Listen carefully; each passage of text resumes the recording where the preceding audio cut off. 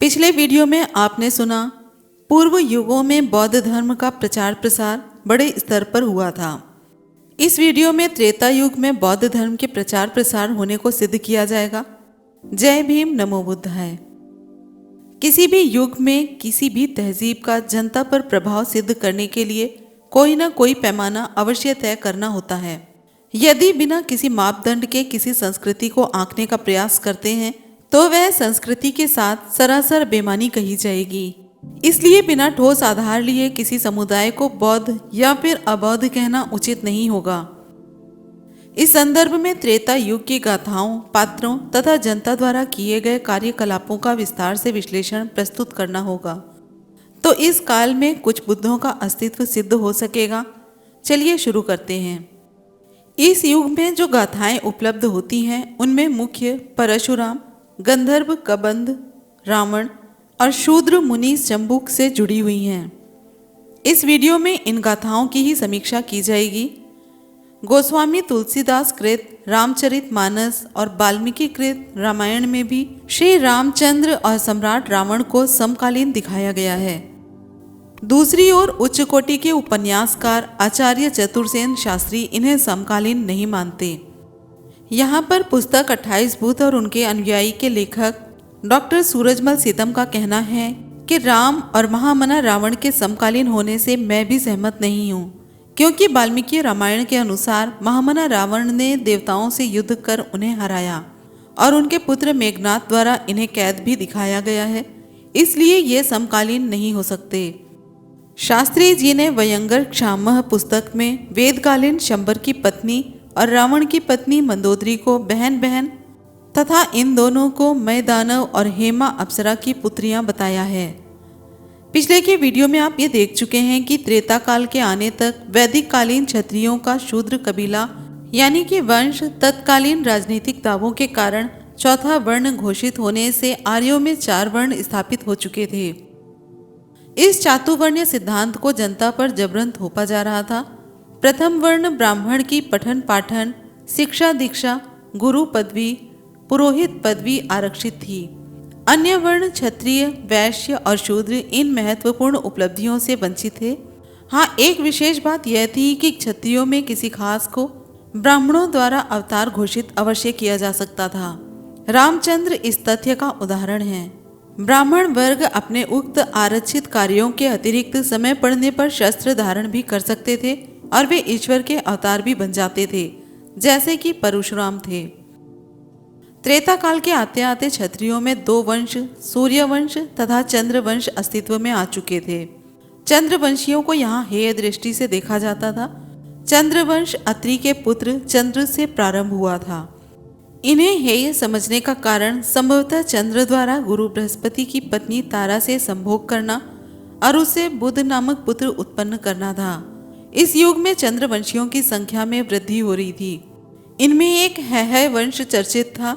ऋषि परशुराम ने इन्हें खत्म करने का बीड़ा उठाया। इस संबंध में भागवत में परशुराम और हैहयों के मध्य हुए 21 युद्धों का वर्णन है।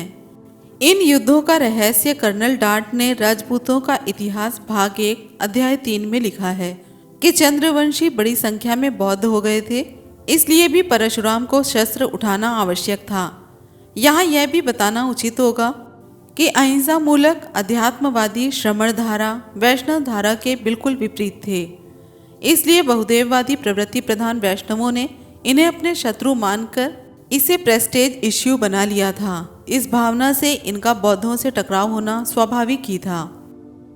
इस युग में बौद्ध धर्म के प्रचार के विषय में डॉक्टर रामेश्वर दयाल गुप्त द्वारा लिखी गई ये पंक्तियां ठोस साक्ष्य प्रस्तुत करने में सहायक सिद्ध होती हैं कि आदि तीर्थकर ऋषभदेव ओकाक वंश में उत्पन्न हुए।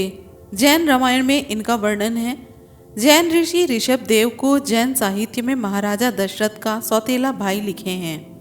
ऋषभदेव जैन श्रृंखला के प्रथम जैन थे, अर्थात जैन धर्म इन्हीं से शुरू हुआ।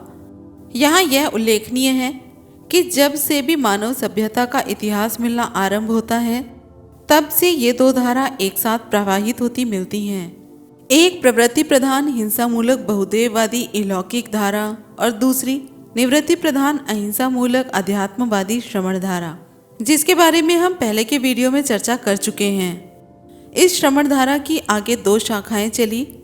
प्रथम बुद्ध श्रमण धारा जो पहले से चली आ रही थी और दूसरी जैन श्रमण धारा त्रेता युग में प्रथम जिन ऋषभ देव से प्रारंभ होती है। इससे यह सिद्ध होता है कि दशरथ के समकालीन कोई बुद्ध अवश्य रहे होंगे। इसलिए कहा जा सकता है कि त्रेता युग में बुद्ध पुरुष बौद्ध धर्म का प्रचार प्रसार कर जनता का कल्याण कर रहे थे। डॉक्टर रमेश्वर दयाल गुप्त लिखते हैं, है वंशी क्षत्रिय और परशुराम युद्धाग्नि से बचने हेतु महाऔर क्षत्रित्व से वैश्यत्व की ओर गए और फिर ब्राह्मणों के अनुशासन से बचने तथा यज्ञों में पशु बलि और आखेटों की हत्या से बचने के लिए वे जैन हो गए। जैसा कि आपने सुना, क्षत्रियों में महाौर लोग जैन हो गए थे। इसी आधार से यह भी सत्य है कि क्षत्रियों में है वंश के लोग बौद्ध हो गए थे। इससे यह सिद्ध होता है कि इस युग में भी बुद्ध धर्म जनता को अपना कायल बनाए हुए था और वे इस श्रमण धारा को आगे बढ़ा रहे थे। बात यह है कि बुद्ध श्रमण धारा चूंकि आरंभिक युग से चली आ रही थी और उससे वैष्णवों यानी कि आर्यों का बैर चल रहा था। इस शत्रुता में बौद्धों का साहित्य आर्यों द्वारा नष्ट कर दिया गया, इसलिए उन बौद्धों का नाम उपलब्ध नहीं हो सका है। किंतु अनुमान ये लगाया जा सकता है कि इस समय में प्रियदर्शी, अर्थदर्शी और धर्मदर्शी नामक बुद्ध बौद्ध श्रमण धर्म की धारा को प्रवाहित कर रहे थे। आगे के वीडियो में दशरथ पुत्र रामचंद्र के समकालीन घटी इन घटनाओं को चर्चा का विषय बनाया जाएगा।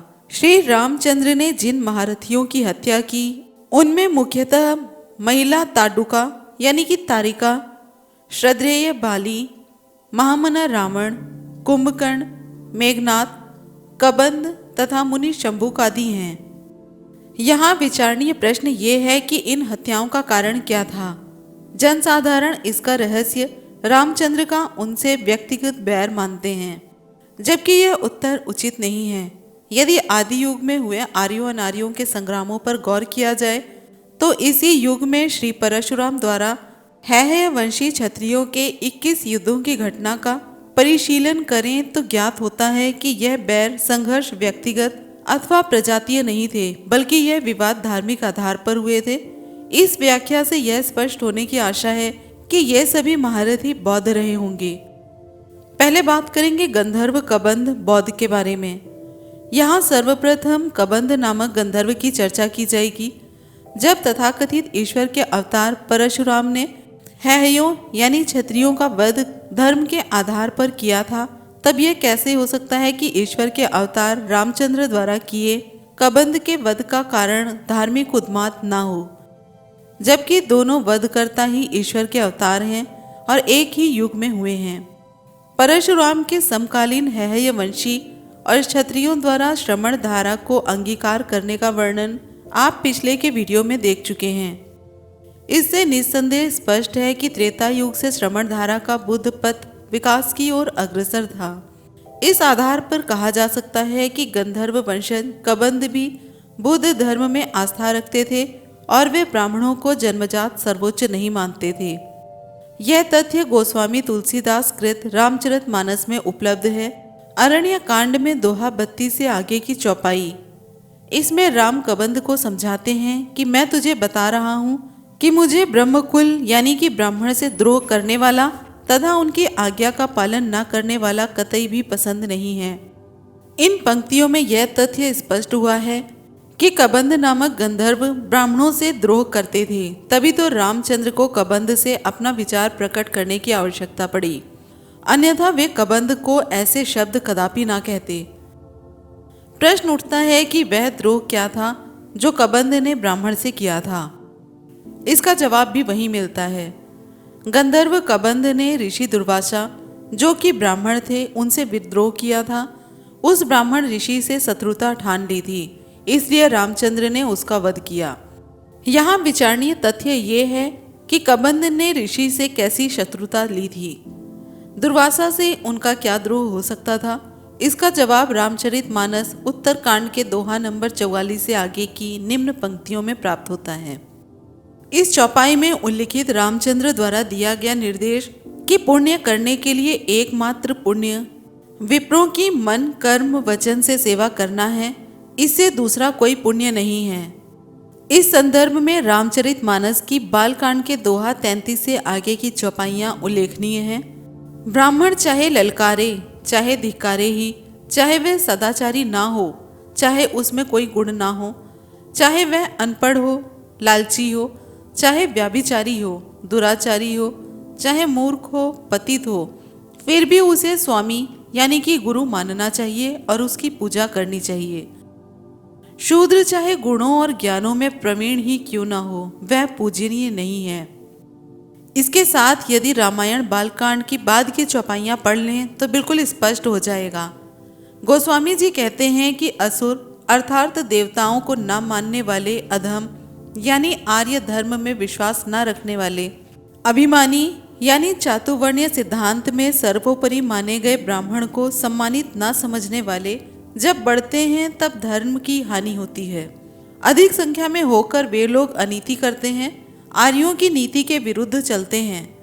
प्रश्न उठता है कि वह कौन सी अनीति है।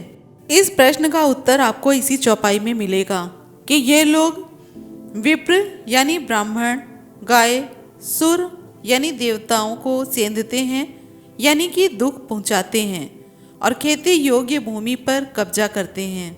गाय को माता मानकर नहीं पूजते। इस व्याख्या से स्पष्ट होता है कि शायद गंधर्व कबंध ने ऐसा ही विद्रोह किया था। अतः यही शत्रुता थी ऋषि दुर्वासा और गंधर्व कबंध के मध्य में। यह सर्वविदित है कि इस ब्राह्मणवादी व्यवस्था का विरोध बौद्ध अधिक करते हैं। बौद्ध धर्म में जाति के आधार से कोई भी व्यक्ति ऊंचा और श्रेष्ठ नहीं है, बल्कि कर्म के बल पर महान और पूज्य होता है। बौद्ध धर्म में अहिंसा और करुणा की महत्ता है।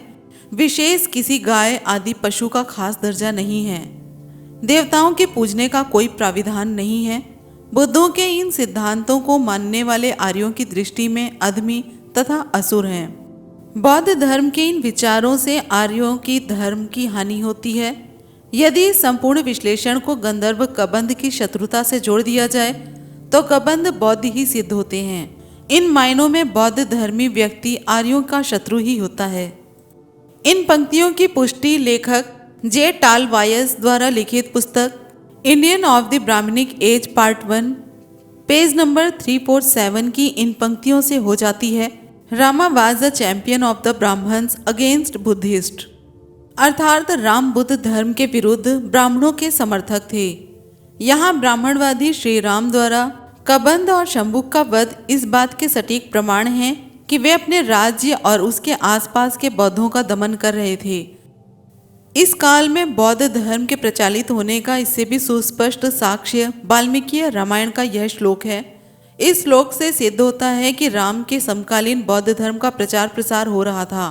तभी तो रामचंद्र को उस जावाली के सामने तथागत और बुद्ध शब्द दोहराने पड़े। इसका अर्थ जानने से पहले इस श्लोक में प्रयुक्त चौर शब्द को ठीक प्रकार से समझ लेना आवश्यक होगा। इस चौर शब्द का अर्थ सभी विद्वान आज तक चोर ही लगाते आ रहे हैं, जबकि ये उचित नहीं है, क्योंकि संस्कृत भाषा में चोर यानी वस्तु चुराने वाले के लिए मूसक शब्द प्रयुक्त है। वैसे भी चोर शब्द में एक ही मात्रा प्रयोग होती है और यहाँ च पर 2 मात्राएं हैं, अर्थात यहाँ ओ और औ की मात्राओं का बड़ा अंतर है। इससे ऐसा प्रतीत होता है कि चौर शब्द का कोई और अर्थ है। चौर शब्द अपने आप में शुद्ध नहीं है, बल्कि ये किसी शब्द का अपभ्रंश है। इस संबंध में पुस्तक के लेखक डॉक्टर सूरजमल सीतम का मानना है कि चौर शब्द चंवर शब्द का अपभ्रंश है। चंवर शब्द किसी समय चोर शब्द कहा जाने लगा। ऐसे अनेक अन्य शब्द भी हैं जिनमें वह अक्षर लोप होकर औ की मात्रा का रूप ले लेते हैं, जो कि आपको स्क्रीन पर दिखाई दे रहे हैं। इस तर्क के आधार पर हमें इस चौर शब्द को चोर नहीं बल्कि चंवर यानी चमार ही जानना चाहिए। हिमाचल के पहाड़ी क्षेत्र में चंवर पशु आज भी पाया जाता है। चंवर पशु के पालने वाले लोग ही किसी समय चंवर वंशी कहे गए थे। कालांतर में यह चंवर शब्द चमार बोला जाने लगा। अतः इस श्लोक का अर्थ इस प्रकार समझना चाहिए। इस श्लोक में श्री रामचंद्र जी अपने दरबार में शूद्र ऋषि जवाली को समझा रहे हैं कि जैसे चौर यानी कि चंवर या फिर चमार होता है, बहिष्कृत, नीच और अपमान योग्य होता है, वैसे ही बुद्ध, तथागत और नास्तिक मात्र को समझना चाहिए। यदि प्रजाजन उनके समक्ष नहीं है तो नास्तिकों और बुद्धों के सम्मुख पढ़कर वार्ता न करें। त्रेता काल में बौद्ध धर्म के प्रचार प्रसार होने का इससे बड़ा प्रमाण और क्या हो सकता है। इस काल में बुद्धों का अस्तित्व और बौद्ध धर्म का प्रचार प्रसार सिद्ध करने के लिए ये श्लोक ही पर्याप्त है। रामचंद्र द्वारा जवाली मुनि को बुद्धों के सामने वार्ता न करने की दी गई सलाह यह स्पष्ट करती है कि इस युग में कोई बुद्ध अवश्य थे जो बुद्ध दर्शन को जनता के समक्ष रख रहे थे, जिनसे बचने के सुझाव दिए गए।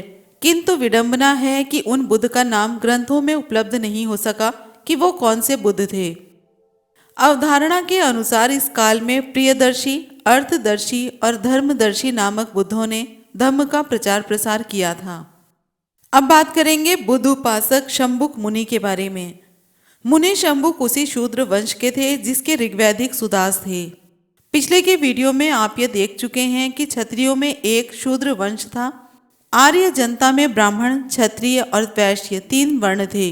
आर्य कोई प्रजाति अथवा वंश नहीं था, बल्कि देवताओं, ऋषियों से अलग गुण प्रतिभा के आधार पर एक संगठन था। इनमें शूद्र वंशी क्षत्रिय वेदों की ऋचाओं, श्लोकों में आस्था नहीं रखते थे, इसलिए ये अवैदिक आर्य कहलाए। इन्होंने वैदिक आर्यों से विवाद किए और संग्राम किए तथा उन्हें प्रताड़नाएं भी दी। इस कारण अपमानित, प्रताड़ित होते हुए ब्राह्मणों ने शूद्र वंशी अवैदिक आर्यों का उपनयन संस्कार करना बंद कर दिया। इससे वे हेय समझे जाने लगे। अब ब्राह्मणों ने इन्हें क्षत्रियों से अलग कर वैश्यों से भी नीचे शूद्र नाम से चौथा वर्ण घोषित कर दिया। शंभुक मुनि इसी वर्ण के थे। इनकी शिक्षा दीक्षा पर प्रतिबंध के लिए ऋषियों ने श्लोक रचवा दिए। त्रेता काल आने तक इन वर्णों के व्यवसाय भी यहाँ निश्चित कर दिए गए थे। इस बात की पुष्टि वाल्मीकि रामायण से भी होती है। त्रेता युग में जो ब्राह्मण और क्षत्रिय हैं वे ही सब तपस्या करते हैं, अन्य वर्णों के लोग सेवा का ही कार्य किया करते हैं। वाल्मीकि रामायण उत्तरकांड में मुनि शंभुक की कथा का सार इस प्रकार उपलब्ध होता है। शूद्र शंभुक दंडकारण्य में वृक्ष की शाखा पर उल्टे लटक कर सिर नीचे करके तपस्या करते थे। शंभुक की तपस्या से राज्य में पाप छा गया और एक ब्राह्मण का पुत्र कम आयु में ही मर गया। माता पिता उस बच्चे की लाश को लेकर श्री रामचंद्र जी के दरबार में जाकर रोते हैं, चिल्लाते हैं।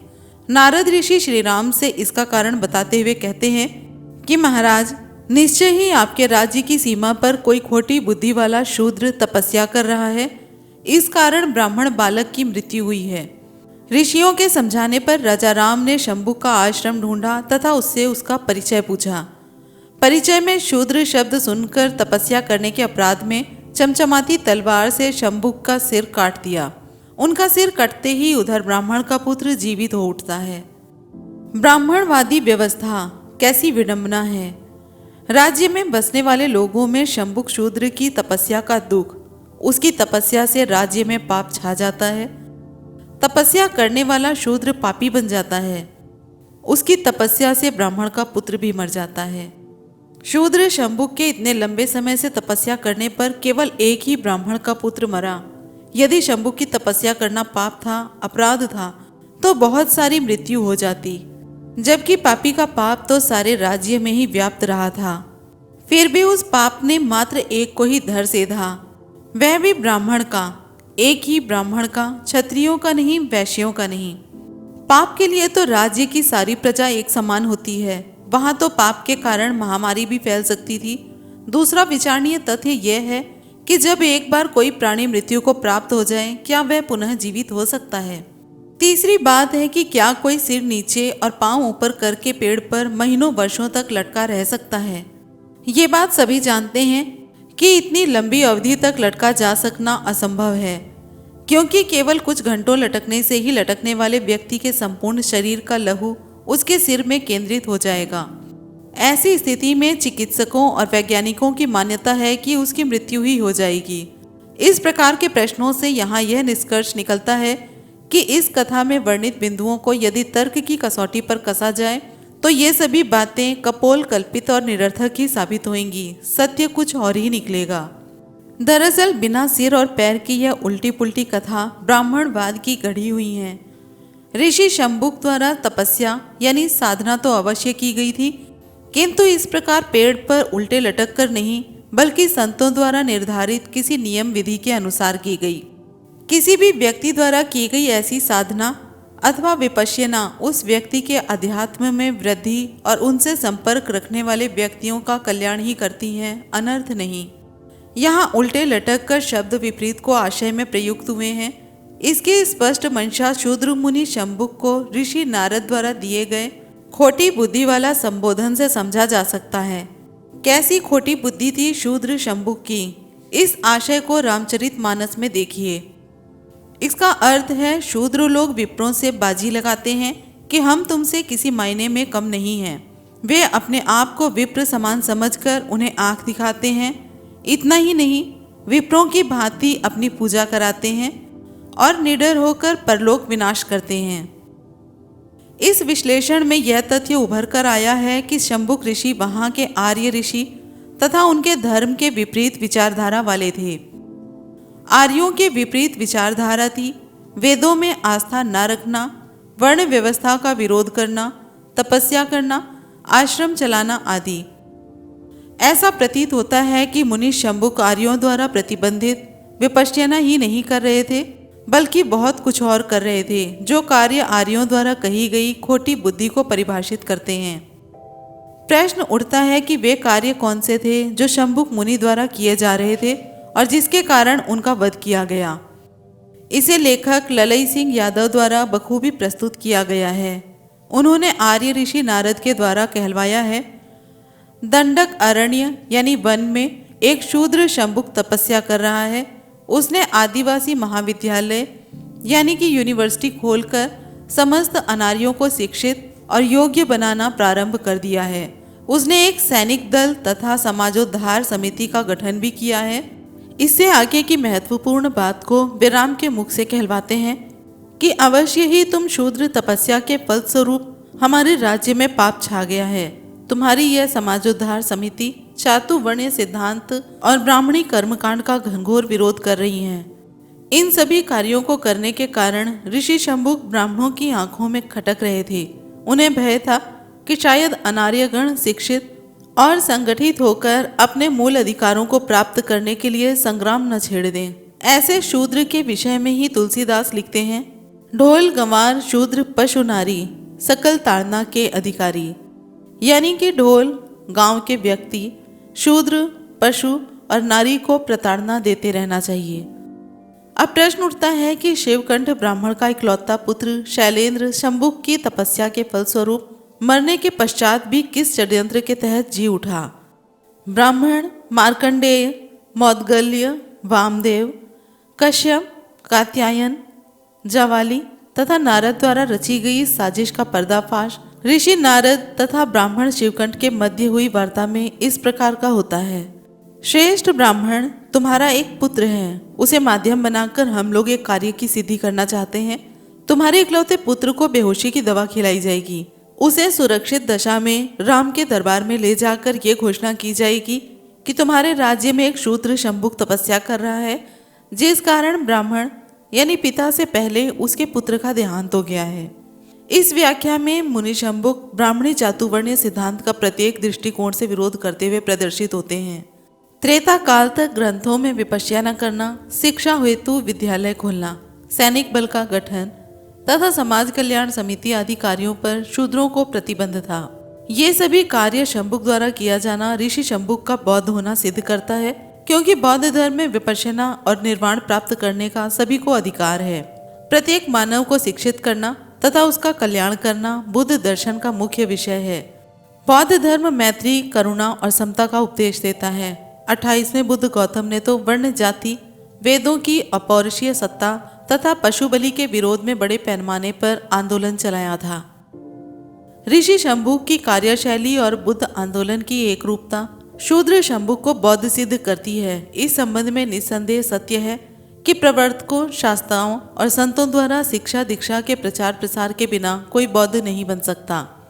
यदि ये कहें कि शूद्र शंभुक जिन बौद्धों से प्रभावित हुए वे प्रियदर्शी अर्थदर्शी और धर्मदर्शी हो सकते हैं तो कोई अतिशयोक्ति नहीं होगी। सबसे पहले बात करेंगे हम प्रियदर्शी बौद्ध के बारे में। प्रियदर्शी बुद्ध 16वें बुद्ध थे। ये सुगन्य नगर में जन्मे थे। इनके पिता का नाम सुदत्त और जननी का नाम चंद्रा था। इनकी पत्नी विमला से कंचना बौट नाम का एक पुत्र था। प्रियदर्शी बुद्ध का शरीर 6 फुट 8 इंच लंबा था। ये रथ पर सवार होकर गृह त्याग किए और प्रवर्तित हुए। इन्होंने ककुद यानी कि अर्जुन वृक्ष के नीचे 6 मास तक साधना की और बोधि प्राप्त कर बुद्ध हुए। वहां से उठकर वृषभ उद्यान में इन्होंने धर्मचक्र प्रवर्तन किया। शोभित नाम का भिक्षु इनका परिचारक बना। पालित और सर्वदर्शी नामक व्यक्ति इनके अग्र श्रावक और सुजाता और धर्मदत्ता नाम की महिलाएं इनकी अग्र श्राविकाएं बनी। स्यंदक और धर्मक नाम के 2 मुख्य उपासक हुए। विशाखा और धर्मदिन्ना नाम की महिलाएं इनकी मुख्य उपासिकाएं हुई। इन्होंने धर्म उपदेशों में असंख्य जनता का कल्याण किया। इस प्रकार ये उस स्थान में गए जहाँ पीपल के वृक्षों का बाहुल्य में बने अश्वत्थाराम विहार में इनका परिनिर्वाण हुआ।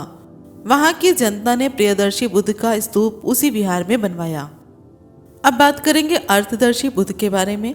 ये 17वें बुद्ध कहे जाते हैं। इनका जन्म स्थान शोभन नगर था। ये पिता सगर और माता सुदर्शन की प्रिय संतान थे। विशाखा नाम की पत्नी थी। उससे एक पुत्र उत्पन्न हुआ जिसका नाम शैल रखा गया।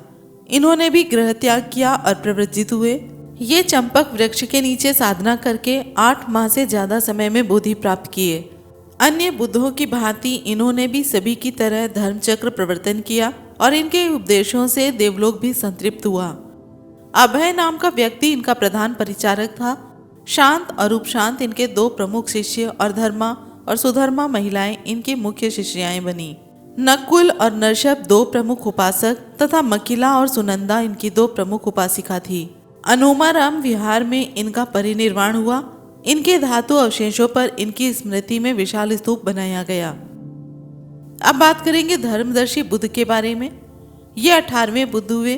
इनके पिता का नाम शरण था और माता सुनंदा के गर्भ से धर्मदर्शी का जन्म हुआ। इनकी पत्नी का नाम विचिकोली था। पुण्यवर्धन नाम का एक पुत्र हुआ। इनके शरीर की लंबाई 6 फुट 8 इंच थी। इन्होंने पैदल चलकर ही गृह त्याग किया और वन में प्रव्रजित हुए। कुर्शक यानी बिंब वृक्ष के नीचे 1 सप्ताह यानी कि 7 दिन तक साधना करके बुद्धत्व को प्राप्त हुए। इन्होंने मृगदाव वन यानी कि मृगों के वन में धर्मचक्र प्रवर्तन किया। एक बार देवराज शक्र भी इनके धर्म उपदेश सुनने आए। सुनेत्र नाम का व्यक्ति इनका प्रधान परिचारक बना। पदम और पुष्यदेव इनके अग्र शिष्य तथा क्षेमा और सत्यनामा इनकी अग्र शिष्याएं बनी। सुभद्र और कटिसग इनके अग्र उपासक और सलिया और कलिया इनकी प्रमुख 2 अग्र उपासिकाएं थी। इस प्रकार शालाराम विहार में इनका परिनिर्वाण हुआ और उनकी स्मृति में वहीं पर एक स्तूप भी बनाया गया। अब बात करेंगे हम बौद्ध सम्राट रावण के बारे में। यहाँ पर इस धर्म श्रृंखला में यदि महामना रावण का वर्णन ना किया गया तो ये अध्याय ही अधूरा रह जाएगा। इसलिए धर्मधर लंकापति की कड़ी इस अध्याय में जोड़नी आवश्यक बन जाती है। महामना लंकेश के स्वरूप को रामलीला मंचनों में 10 सिर वाला, 20 भुजाओं वाला, काला भूषण कुरूप और क्रूर रूप में प्रस्तुत किया जाता है, क्योंकि लंका सम्राट श्रद्धेय रावण बौद्ध थे और बुद्ध धर्म का प्रचार करने में उन्होंने भरकस प्रयत्न किया था। जब दुनिया को करुणा, मैत्री और मानवता का पाठ पढ़ाने वाले बुद्धों को ये लोग बुद्धू, जिसका आशय मूर्ख करते हैं, शीश मुंडाए 3 गुण सिर की मिर्जा खाज, खाने को अच्छा मिले, लोग कहीं महाराज कह सकते हैं, जियो और जीने दो जैसी अहिंसा का संदेश देने वाले तीर्थकरों यानी कि जिन्हों को ये लोग जिंद यानी भूत, नंगा और वूचा कह सकते हैं, सबसे जैनी श्रमणों को बाल नोचने वाले लुंचन की प्रक्रिया करने के कारण उन्हें लुच्चा कह सकते हैं, तो फिर लंका सम्राट धर्मधर श्रद्धेय रावण को कुरूप, क्रूर और अन्यायी आदि दिखाएं तो इसमें कोई आश्चर्य की बात नहीं है, क्योंकि बौद्धों के विरोधी विधर्मियों को ईर्ष्यावश अपशब्द भरे संबोधन देना इनकी आदत में शुमार है। वैसे वास्तव में सम्राट रावण कैसे थे, इस संदर्भ में ऋषि वाल्मीकि ने रामायण के सुंदरकांड सर्ग 6 श्लोक 13 तथा सर्ग 10 श्लोक 15 में श्रद्धेय रावण को महात्मा बताया गया है। वाली वाल्मीकि रामायण का अर्थ करते हुए लिखते हैं कि बहुत सी स्त्रियां रावण के सौंदर्य आदि गुणों पर मुग्ध होकर स्वयं ही उसके साथ चली आई थी। इससे सिद्ध होता है कि वे गुणवान, सुंदर और बलवान थे। महात्मा संबोधन से श्रद्धेय रावण योगी और विद्वान सिद्ध होते हैं। अब रही बात 10 सिर और 20 भुजा वाली, तो सो किसी भी युग में किसी भी मानव के इतने सिर और भुजाएं तो क्या 3 सिर 3 भुजाएं भी नहीं हुई हैं। जिस भी देश में देखिए 2 हाथ 2 पैर और 1 सिर वाले ही होते हैं। यदि इसके अतिरिक्त कुछ विपरीत होता भी है तो वह जीवित नहीं रहते या फिर कामयाब जीवन व्यतीत नहीं करते। श्रद्धेय रावण के विषय में यह कवियों की अलंकारिक भाषा का प्रयोग था, जबकि दशानन विसति बाहु शब्दों के अर्थ 10 मनुष्यों के तुल्य विवेक तथा बल से है। इन शब्दों से स्पष्ट होता है कि श्रद्धेय रावण 10 बुद्धिमान व्यक्तियों के बराबर अकेले थे। लंका सम्राट को राक्षस भी कहा जाता है। अब प्रश्न उठता है कि इतने सुंदर, विद्वान और बलवान व्यक्ति को राक्षस क्यों कहा गया? उन्हें राक्षस का संबोधन कैसे प्राप्त हुआ? इस रहस्य को लेखक आचार्य चतुरसेन शास्त्री उजागर करते हैं कि सम्राट रावण का नारा वयंगर क्षामः था, अर्थात हम रक्षा करते हैं। इस तथ्य का पुष्ट साक्ष्य वाल्मीकि रामायण के अनुसार जिन्होंने सरोवर की रक्षा की वे रक्षक कहलाए। जैसे आधुनिक समय में डॉक्टर अंबेडकर के द्वारा विभिन्न जातियों को SC ST तथा बैकवर्ड में संगठित किया गया है, ऐसे ही श्रद्धेय रावण अपने राज्य में दैत्य दानव आदि विभिन्न वंशों को रक्षक यानी रक्षस संस्कृति के अंतर्गत संगठित करके आर्यों का पुरजोर विरोध और बुद्ध धर्म का प्रचार कर रहे थे। श्रद्धेय रावण की विचारधारा पर प्रकाश डालने हेतु तुलसीदास कृत रामचरितमानस के निम्न अंश प्रस्तुत हैं। सबसे पहले यहाँ उनका विचार करते हैं जिनकी वृद्धि होने से धर्म यानी कि आर्य विचारधारा को हानि होती है। उनके लिए यहाँ असुर, अधम और अभिमानी शब्द प्रयोग हुए हैं। जो जातियां असुर समुदाय के अंतर्गत गिनी जाती थी वे हैं दैत्य, दानव, दस्यु, कालंज, कालेय, कालिन, नाग, नवात कवच, पुलोम, पिशाच और राक्षस। असुरों के संबंध में आप भाग 6 में देख चुके हैं। इस संबंध में वेदों का कथन है कि असुर वे हैं जिनके अनुष्ठान आर्यों से भिन्न थे। वे पूजा पाठ नहीं करते और न ही यज्ञ आदि। दूसरा शब्द अधमिका है जिसका अर्थ है आर्यों के धर्म को जो नहीं मानते। तीसरा शब्द अभिमानी का आशय, जो व्यक्ति अपने गुणों और प्रतिभा के आधार पर स्वयं को ब्राह्मण के समान मानने लगे उन्हें आर्यों द्वारा अभिमानी कहा गया है। ये असुर, अधम और अभिमानी कैसी अनीति करते हैं? बताते हैं कि वे विप्र यानी ब्राह्मण, धेनु यानी गाय, सुर यानी देवगण, धरनी यानी कि खेती योग्य भूमि को सेंधने लगते हैं। ब्राह्मणों को सर्वोच्च यानी पूज्य न मानना, गाय को माता तथा पूज्य न मानना, देवताओं की पूजा न करना और खेती योग्य भूमि पर अपना अधिकार जमा लेना आदि कार्य अनीति कहे गए हैं। सो ऐसे कार्य ही श्रद्धेय रावण भी कर रहे थे। इसीलिए रावण असुर थे और असुर होने से रावण बौद्ध ही सिद्ध होते हैं। किंतु इस तथ्य को हिंदूवादी लोग सहज स्वीकार नहीं करेंगे। अतः लंकेश के संबंध में उन्हीं के विश्वासी ग्रंथ रामचरितमानस की कुछ चौपाइयां प्रस्तुत हैं। इन चौपाइयों में तुलसीदास कहते हैं, जिन कार्यों से आर्यों का धर्म उच्छेद होता है वे सभी कार्य वेदों के प्रतिकूल हैं और ऐसे ही सभी कार्य लंका सम्राट रावण द्वारा अपने राज्य में किए जा रहे थे। उन्होंने अपने राज्य कर्मचारियों को ये आदेश दे रखे थे कि जिस स्थान पर देवगण तथा विप्रगण पाए जाएं उन नगरों, गांवों और बस्तियों में आग लगा दो।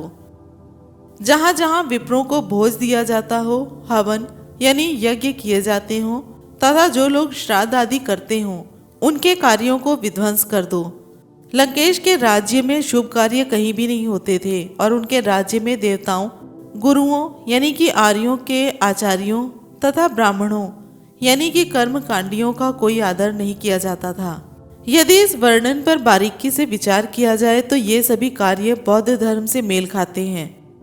यदि आप बौद्धों के संस्कारों में सम्मिलित हों तो पता चलेगा कि बौद्धगण ब्राह्मण के द्वारा कोई भी संस्कार नहीं करवाते।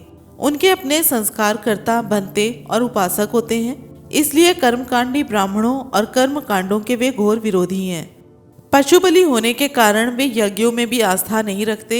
उनकी दृष्टि से श्राद्ध करने से मृतक न ही वापस आता है और भौतिक स्थूल शरीर के अभाव में वह किसी भी खाद्य को न ही ग्रहण कर सकता है।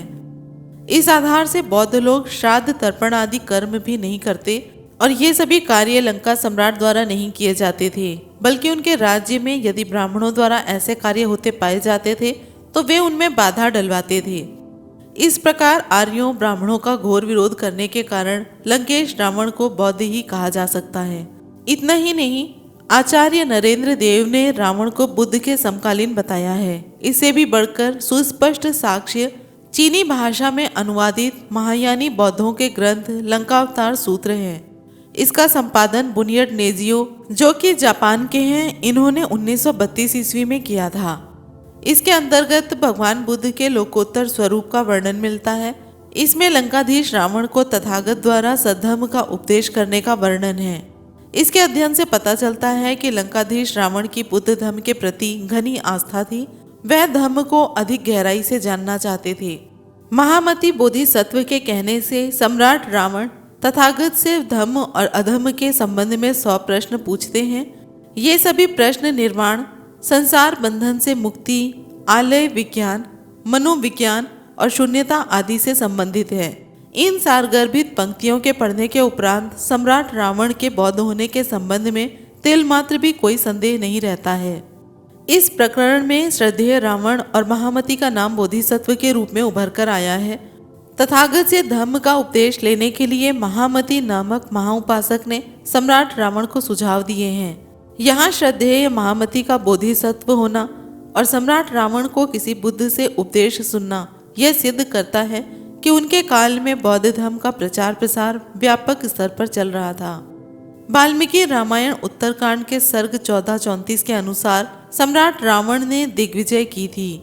वाल्मीकि रामायण में वर्णित सम्राट रावण द्वारा किया गया दिग्विजय भ्रमण यह स्पष्ट करता है कि वे सम्राट अशोक की भांति विदेशों तक धर्म प्रचार पहुंचाना चाहते थे। दूसरी बात यह है कि तथागत शब्द उनके समकालीन बुद्ध के लिए प्रयुक्त हुआ है और 28वें बुद्ध गौतम के लिए भी तथागत उपाधि प्रयुक्त होती है। किंतु लंकावतार सूत्र ग्रंथ में उपदेश देने वाले इस तथागत बुद्ध के नाम का खुलासा नहीं हो सका। लेकिन इस वीडियो में 3 बुद्धों के अस्तित्व की बात कही गई है। तथागत गौतम बुद्ध तो ईसा पूर्व 528 में बुद्ध हुए थे, इसलिए गौतम बुद्ध महामना रावण के गुरु नहीं कहे जा सकते। प्रश्न उठता है कि वो कौन से बुद्ध थे जिनसे लंकेश रावण ने उपदेश ग्रहण किए थे। तो यहाँ पर यह माना जा सकता है कि इस युग में प्रियदर्शी, अर्थदर्शी, धर्मदर्शी और शरणंकर नामक बुद्ध हुए हैं जिन्हें तथागत की उपाधि दी गई थी। सो उन्हीं बुद्ध के द्वारा महामना रावण को उपदेश दिया गया था, जिसके बारे में विस्तार चर्चा 28 बुद्ध और उनके अनुयायी भाग 6 में विस्तार से हो चुका है। 28 बुद्ध और उनके अनुयायी से 11वां भाग लेकर फिर जल्दी ही आएंगे। वीडियो पसंद आई हो तो लाइक, कमेंट, शेयर करें और चैनल को सब्सक्राइब करें। फिर मिलते हैं अगले वीडियो में। जय भीम, नमो बुद्धाय, जय संविधान।